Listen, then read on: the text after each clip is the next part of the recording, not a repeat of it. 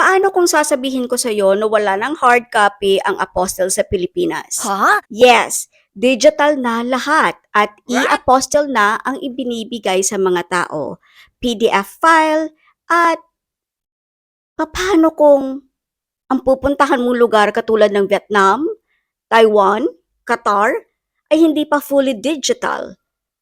Ano kaya mangyayari sa papeles natin sa application? Ito actually ang isang worry ko ngayon sa dependent visa ng anak ko dito sa Vietnam.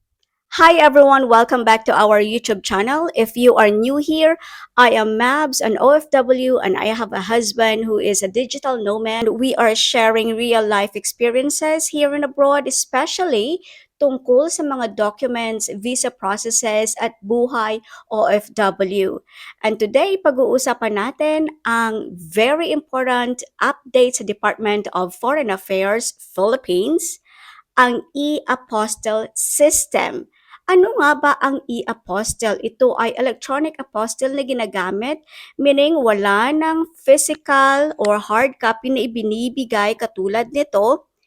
Ang ibibigay na lang sa'yo ay digital file or PDF na may QR code for verification.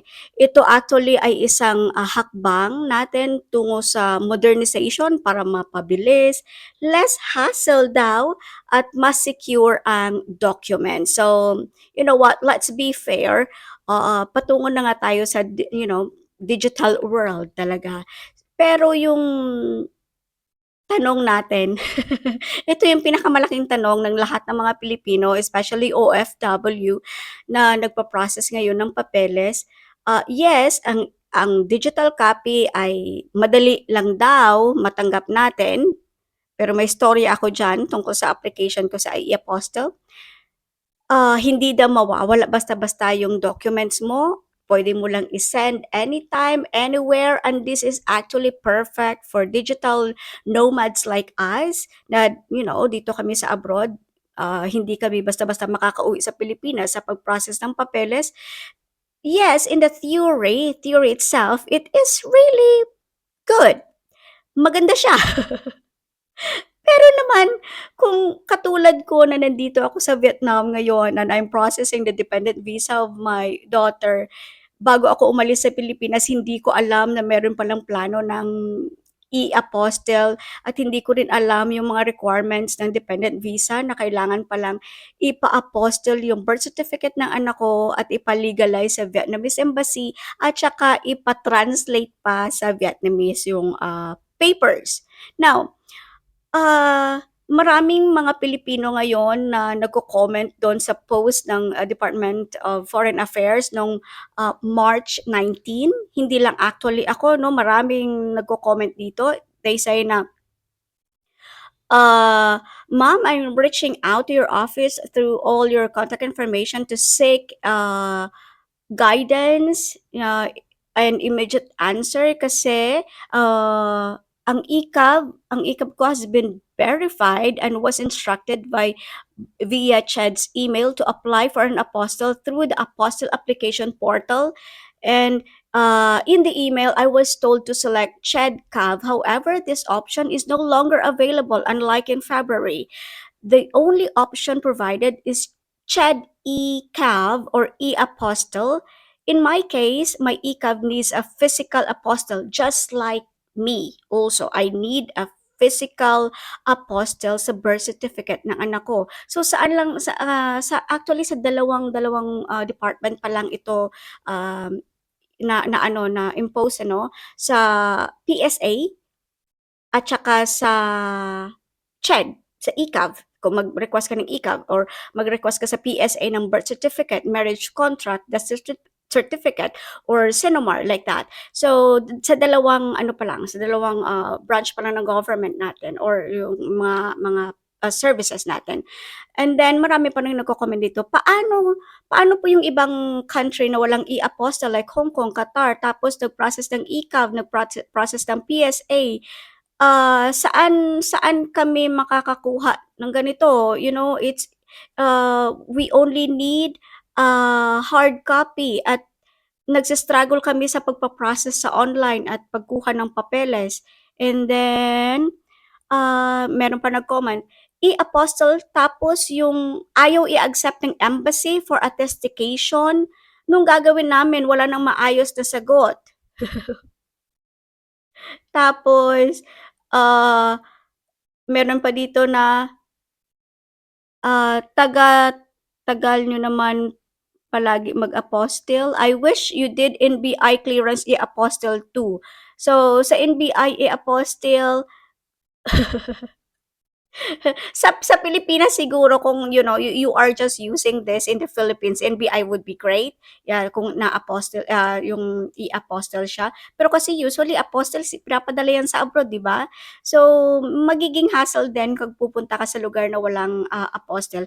Actually, nag-email ako dito sa Hanoi and sabi ko, "Ma'am, ano ako ng appointment sa authentication ng birth certificate ng anak ko." And then nag-reply sila sa akin na, "Na-apostille na ba yung birth certificate ng anak anak mo?" Sabi ko, "Hindi pa po." Pero may isang concern ako na kasi sa Pilipinas, e-apostille na lang. Sabi ko, tumatanggap po ba kayo ng e-apostille? And then ang reply sa akin ay ito, "Good day, e-apostille are only applicable to apostle member countries. Vietnam has just acceded to the Apostle Convention and the effectivity will be on September 2026. So for now, hard copy apostle documents are the ones we can authenticate at the embassy." Then nag-reply ako kasi may nakausap akong agent sa Pilipinas na yung sa Taiwan daw na application nila ng apostille, may ni-release daw na na parang authentication certificate. Hindi siya actually katulad nito. Yung katulad dito na apostille, yung gano'n na sa likod is nandyan yung nandito yung apostille, nandyan yung papeles mo sa likod, ganyan. Or katulad ba ng NBI, ganyan. So may NBI copy ka dito and then may papel. Yung binibigyan na lang sa kanila is parang pink na papel na manipis. Hindi, puti ata ito. Pinicturan lang kasi eh. So parang certificate lang siya, nung parang style is lang COE, yung Certificate of Employment, yung ganyan yung style lang niya. Hindi ko siya pwede mapakita kasi private, private document ng isang tao. So sabi ng agent ko, sabi niya, sa Taiwan, kasi nag-request na yung mga tao marami kasi nagpa-process daw ngayon papuntang Taiwan at malaking problema din daw yung i-apostille. So, nag-release yung DFA ng parang certificate, parang gano'n, parang papel lang. Yun. Sabi ng Hanoi sa akin, sa embassy, since DFA Philippines, yung nag-email ako. So, since DFA Philippines don't release a hard copy for apostille, is it all right to have an authenticate certificate? And then I attach the picture, yung galing sa agent. Tapos nag-reply sa akin, "Good day, may we ask you to send us that document inside the clear folder? Please take a clear photo of the whole document and its attachment. Thank you." Ganon. So, papadala ko daw sa kanila yung dokumento na to, pero hindi ko naman mapapadala kasi nga galing ito sa agent at nasa Pilipinas pa. Yung tanong ko is sa agent namin, sabi ko, "Ma'am, meron din ba yung kasi Taiwan ito, meron din po ba yung Vietnam ng katulad nito na certificate?" Sabi niya, "However, wala pa po, pero we are contacting someone," yung parang head ata yung para sa representative dito sa Vietnam na si Miss Hong. Hindi ko alam paano basahin yung pangalan niya. Yun, so malalaman ko yung result na yon or may update sana mamaya, kakausapin ko siya ulit kung ano yung mangyayari. Yun. So, isa ito sa mga problema ko ngayon kasi September pa yung effectivity ng e-apostille dito sa Vietnam. So ano yun, ihintayin ko pa ba until September? So mag-visa run pa ba kami every 90 days muna until September para ma-process yung dependent visa ng anak ko, which is quite a hassle kasi nga napakalayo yung mag visa run, we need to leave like early in the morning, kawawa yung bata, long hours, like 24 hours, nasa bus lang kami, gano'n. Ilang oras lang kami dun sa Laos. So I will make a video of that also and I will just link here.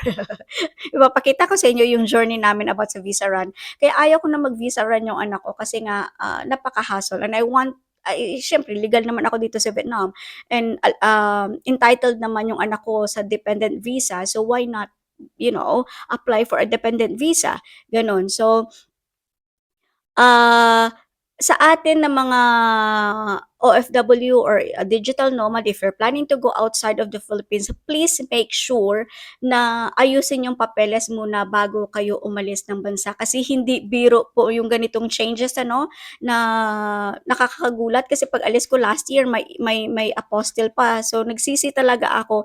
As a mom, nagsisi ako kasi parang feeling ko hindi ko nagampanan ng maganda yung obligasyon ko sa anak ko, napabayaan ko siya, gano'n. Kasi dapat lahat ng documents natin, birth certificate, mga gano'n, mga legal papers natin, na-prepare na natin, dala-dala natin yon lahat para malas yung hassle natin, lalo na nandito tayo sa abroad. Okay? And then, so always, and also another practical tips, always check with the embassy of your destination country. Kasi ako, no March 16 ko lang nalaman na meron parang ganon. Actually, meron na palang sinabi yung sa DFA na parang abiso sa mga tao na merong e-apostille. Pero kasi nung March 16 lang ako nag-process ng mga papeles, huli ko na nung nakita. So, pag OFW ka at saka digital nomad ka, if you're living outside of the country, always stay updated. Tama ba yung term ko?